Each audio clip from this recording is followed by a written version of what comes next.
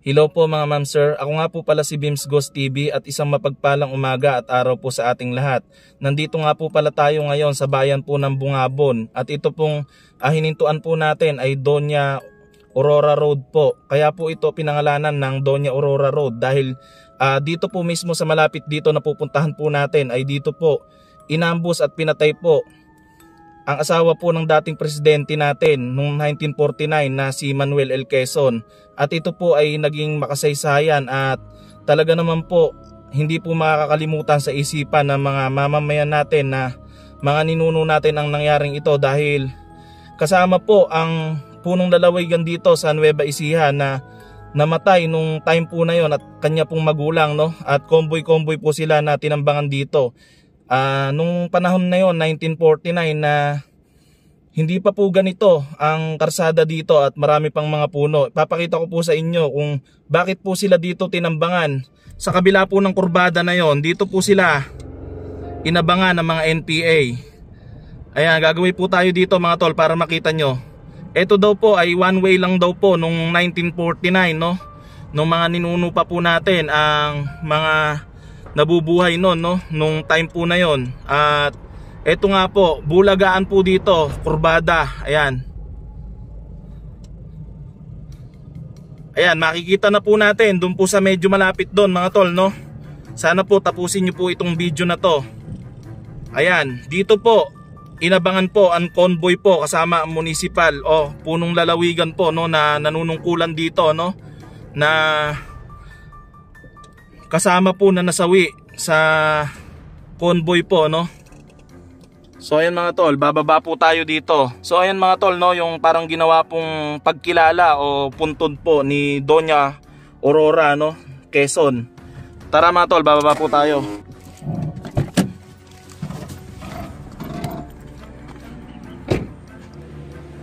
So ayan mga tol, no, ito po mismo yung pinangyarihan kung saan po ay pinatay po si Doña Aurora Aragon Quezon, no, na asawa po ng dating presidente noong 1949 na ating pong presidente nung time po na yon na si Manuel L. Quezon po, no. Ayan. Ito po mga tol yung nakasulat, no, bilang palatandaan o pagkilala. National Historical Commission. Pook na kinamatayan ni Doña Aurora Quezon Aragon.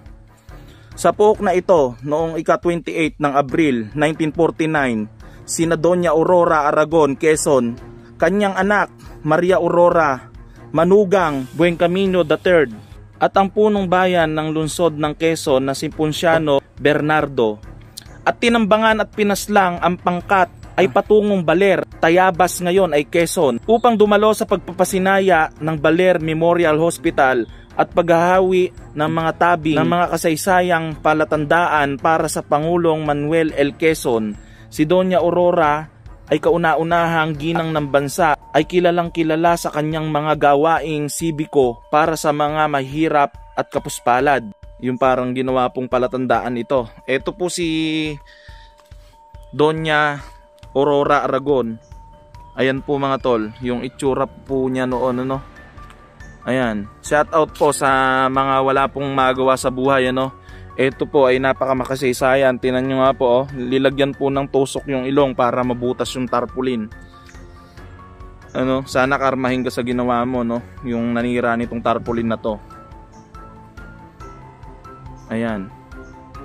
Ito po, oh, the commemoration of the 74th death anniversary. Ayan mga tol, no.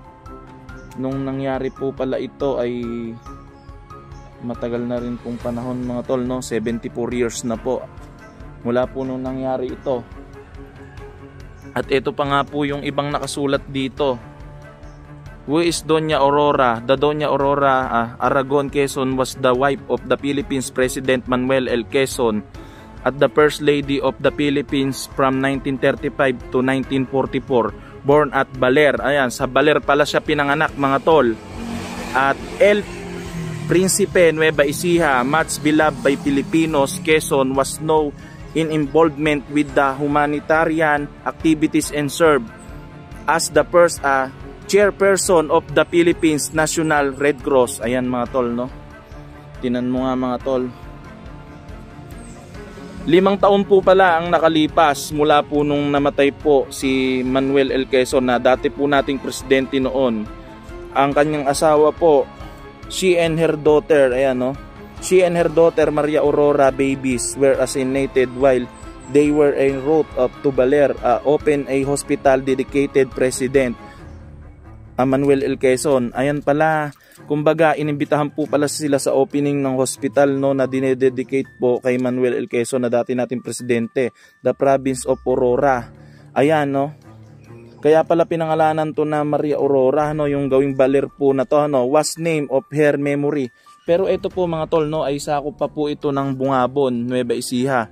Ito po ay boundary po ng Bungabon at Baler. Dito po sa boundary, ayan, malapit na po at dyan po ay laging may checkpoint na wala kang barangay clearance na taga rito ka sa Bungabon ay hindi ka po makakabila dyan ngayon dahil magpahanggang ngayon po ay marami pa rin pong mga nangyayari dito na mga, alam nyo na po dahil bundok to mga tol no, marami pong mga taong labas. Ayan mga tol, ginawan pa rin po dito ng park para po kung gusto pong pumunta dito ng mga tao na lumibot, pwede po silang mamahinga dito. Ayan, kasi may mga pumupunta rin po dito. At yun po, binigyan pa ng magandang CR doon sa taas. At kung iisipin po natin mga tol no, ibabalik po natin sa nakaraan nung nangyari po yung krimen po na ito, 1949 mga tol, 74 years ago. Ito pong daan na to, tingnan nyo po mga tol no, ito pong daan na to ay kurbada. Yung pong way po na to ay one way lang daw po nung araw. 74 years na ang nakalipas. During this time po mga tol no, habang papunta po sila dito na binabaybay po nila itong karsada, ay ito pong kurbada na ito no, wala po silang kaalam-alam na marami po palang nakaabang dito na NPA dito mismo sa mga kinatatayuan ko ngayon na ito. At ito po ay puro punuan pa daw po dito dati. At nung pagkadaan po nila dyan, nung time na yon ay pinaputukan na po sila ng mga armado na grupo ng mga NPA. At dito po ay namatay po yung convoy po nilang mga kasama. Ayan, may nangangampanya pa mga tol oh. Tinan nyo po mga tol, talagang hinukayan pa po ito. Dati po sing taas daw to ng bundok na to, kasi bundok po ito mga tol no. Hinukayan pa po para pumuntay karsada upang gawin pong place at pagkilala po sa namayapa na asawa ng dating Pangulo ng ating bansang Pilipinas. Grabe mga tol no. Hindi din nila in-expect na dito pala ay sila pala ay magbubuwis na po ng buhay nung time po na yon, dahil naimbitahan lang naman po sila sa opening no. At ang masakit pa po dito nung time po na yon ay kasama pa po ang punong lalawigan po no, nito pong place na ito that time.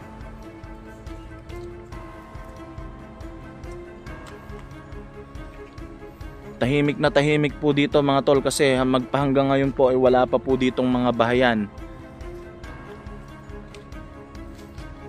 So ayan mga tol no, ito po yung picture ni Doña Aurora Aragon. Ayan po, pinanganak po siya nung February 19, 1888 po no, at namatay po siya nung April 28, 1949. Ayan.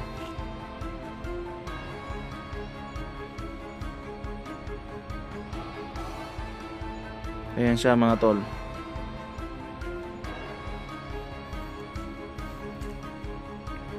Ayan yung place mga tol. Kung gusto niyo pong pumunta dito mga tol no, o madaan po kayo dito. Dito po ito sa lalawigan ng Nueva Ecija, sa boundary po ng Bungabon at Baler no. Dito po sa bundok po ito, bundok.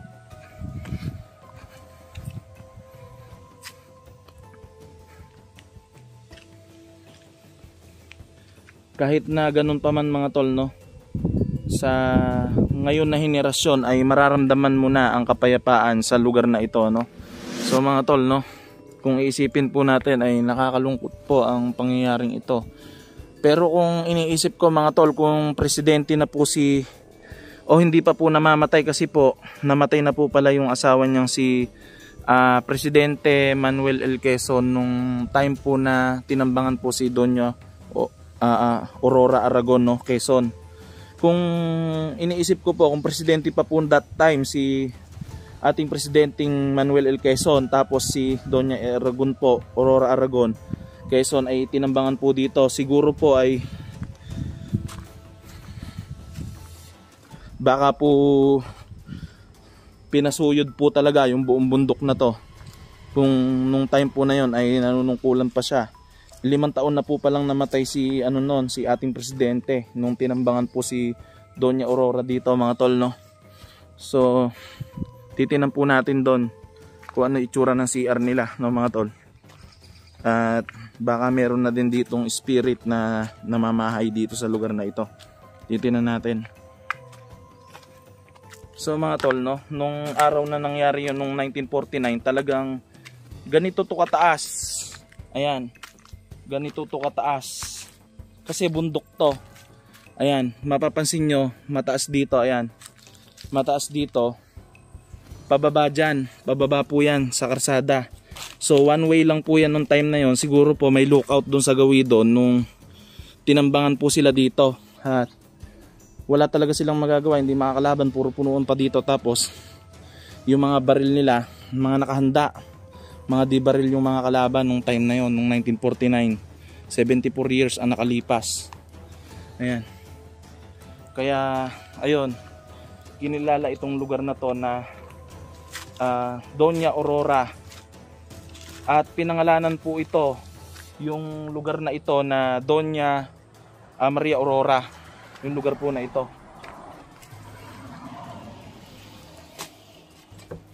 Nakalock po yung CR nila mga tol, no? Pero meron po ditong nakabukas na isa. Ayan mga tol, no? Dito pala pwede kang imihi, mag CR. Ayan, no? Kaso hindi binubuhusan mga tol. Wala rin tubig. Huwag na tayong similip, baka may makita pa kayong nakakaiba. May nakita ako. May nakita ako. So ayan mga tol, dito makikita nyo po yung luwang ng place na to. Ayan, yung luwang, ayan. Sobrang luwang po, no, ng place na to.